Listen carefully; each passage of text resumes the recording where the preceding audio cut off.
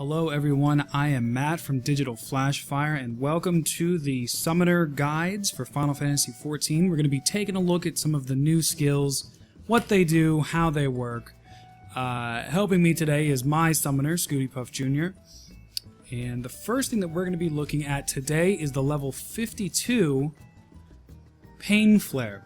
Now, one of the pushes is that we're good with dots, but we sort of lack a little bit in the AoE department. So a lot of the newer skills are geared towards burst and AoE.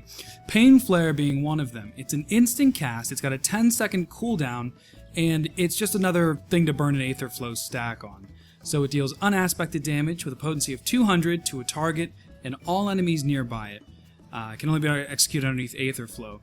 And there's Ethereal Attunement, but that gets more into Dreadworm Trance and Death Flare, and we'll cover all that when we get to it, but let's just take a look at Painflare. So jumping right into it, there's a very important thing that I'm going to point out, and it's that Painflare is not a substitute for Fester. With full dots up, you are still going to get a better single payoff, 1405 off of that Fester, than you are off of a single target Painflare. So we hit our Painflare 924 on that one target. So it's legitimately better.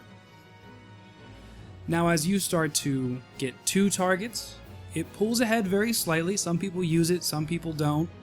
And then as you get 3 or more targets, it's just a must-have part of your rotation.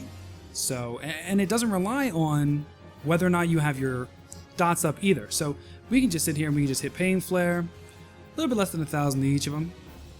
10-second cooldown, and this is also giving us, it's also using our Aether Flow and giving us Ethereal Attunement, which again we'll cover later on, but just a really handy skill to have. I use it constantly. I am not afraid of burning my Aether stacks.